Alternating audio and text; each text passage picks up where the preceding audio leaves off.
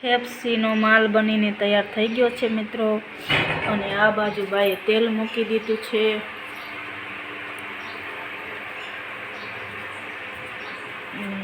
આ બાજુ ડુંગળી સુધારી નાખી છે અને આ બાજુ છે ને કોથમીર લઈને આવ્યા છે। તેલ નથી મૂકી દીધું।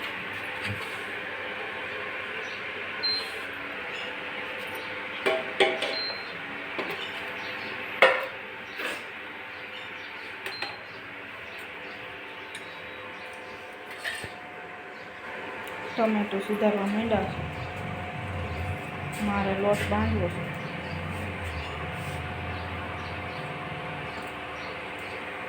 તો ફાઇનલી મિત્રો તમે જોઈ શકો છો તો તેલ મૂકી દીધું છે અને મસ્ત તીખું શાક આજે બનાવવાનું છે ચલીને। અને ટમેટા જો ફટાફટ સુધારવા માંડ્યા છે। ડુંગળી લઈ લીધી છે ભાઈ અને ફૂલ બાકા દીધી છે જુઓ તમે સુધારવાની। અને આ બાજુ તમે જુઓ આ પેપ્સી ભરવાની છે તો પેપ્સીનો માલ થઈ ગયો તૈયાર। અને આ રોલ છે જો એટલે આમાં પેપ્સી ભરશે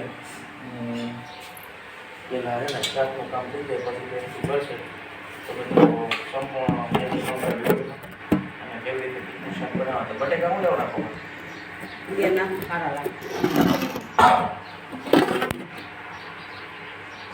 તો મિત્રો જો ભેગી ડુંગળી ભેગા બટેકા લઈને બટેકાના બધી ભેગું ભરપૂર હોય એટલે બટેકા પણ નાખશે।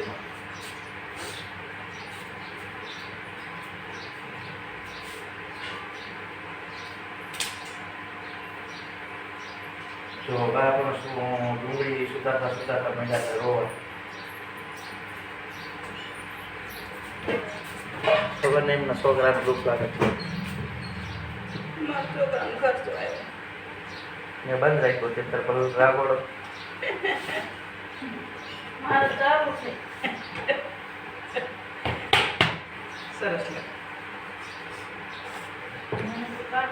તો હવે શું બા તેલ આવી ગયું? તેલ આવી જ ગયું છે હજી નથી આવ્યું। ધૂમ ધૂમ ટેણાઓ આ બાજુ જોઈ શકો છો બેન બાર રોડ ચાલે છે ને ઘઉંના રોટલા કરવાનો વાવ આવ્યો છે બરાબર।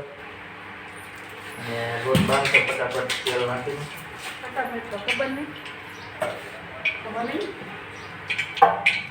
મીઠું ન હાલે ઓરિજિનલ નાખો ને હવે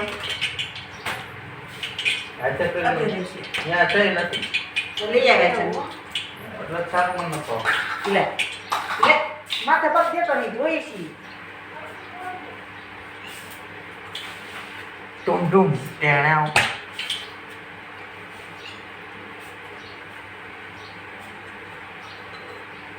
હવે તેલ આવી ગયું છે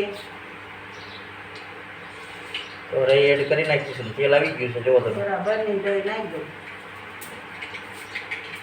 નહીં વગાણી નાખો તેલ જીરું જીરું નાખો છો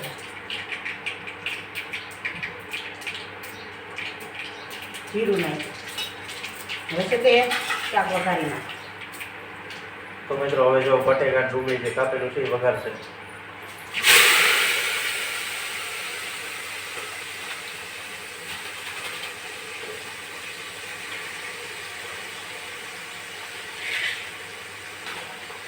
આવી રીતે બધું શાક એમાં વઘારી દીધું છે।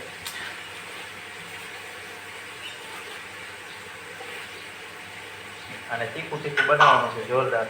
જો આ સગડી ઉપર ડુંગળી પડે ને તો એને કાંઈ ન થાય સગડીને।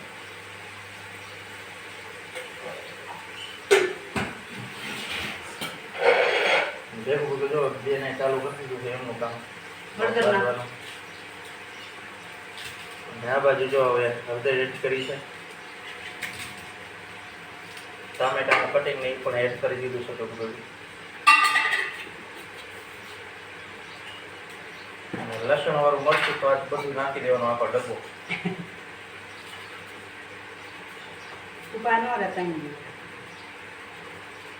જો આ તો ચેલેન્જિંગ વિડીયો છે ડુંગળીનું શાક બનાવો તીખું તમતું મીઠી ખબર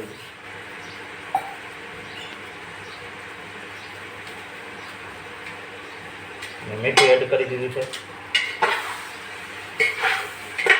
અને બરોબરનો મિક્સ થઈ જાય છે. જો એનો રંગ એક અલગ આવ્યો, કચુંબર થઈ ગઈ, કચુંબર નહીં બા? આવું ખવાય અંદર લાગે. સુગંધ કંઈક અલગ આવે છે, હાવ મસ્ત મસ્ત રીતની. અને જો આ બાજુ જાણે પરાયણે લોટ બાંધી દેવાય છે. પાણી ભરતા લે પરાણે. અને જો રહ્યું ભાઈ દઈ દીધું પાણી. તો મિત્રો ઘઉંના રોટલા અને તીખું તીખું તમતમતું શાક આજે બનશે ડુંગળીનું.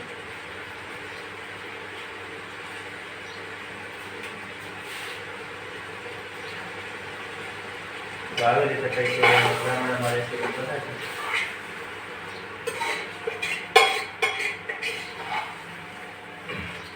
શાકનો કલર તમે જુઓ ખાલી. હવે પાણી નાખવાનું. પાણી નાખી દેવાનું. નાખો છે.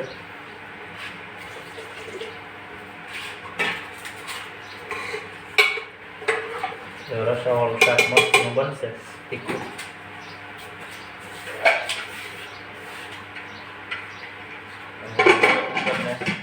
ઢાંકી દેવાનું અને કેટલી સીટી વગાડવાની બસ? 3 સીટી વાગે એટલે શાક હેઠું. 4 વાગે તો આમ હેઠું તો પડી જાય.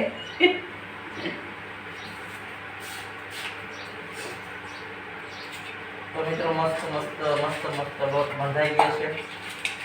હજી તો બાંધે છે પરાણે કામ થાય એટલે વાર લાગે.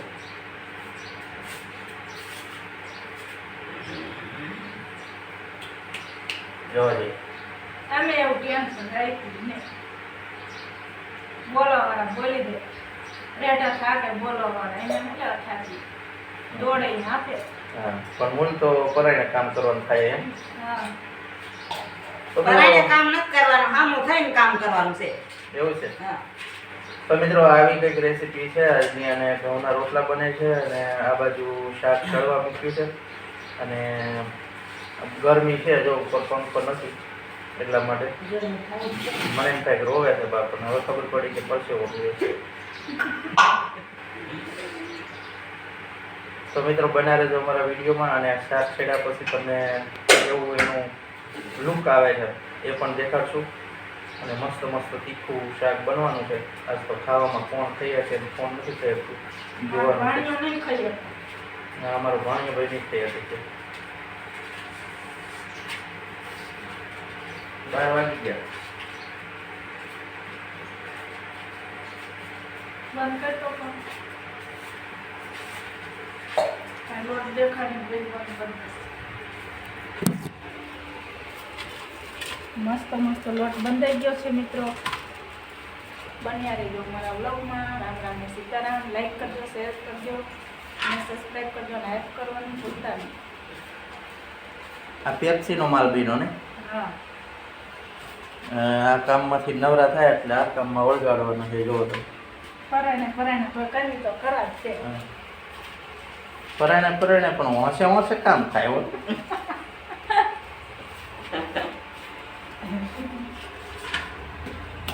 ટૂમ હું રોટલા ઘડી આવું તો પેપ્સીનું થઈ જાય. માસી વાળી કેવો છે? પછી સીવ જેટલું.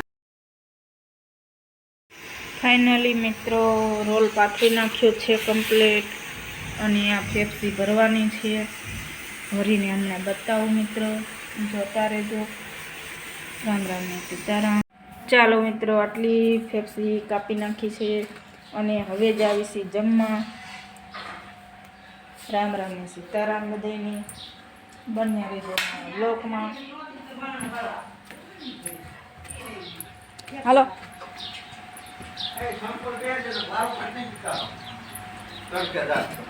ફાઇનલી ડુંગળીનું શાક બની ગયું છે. મસ્ત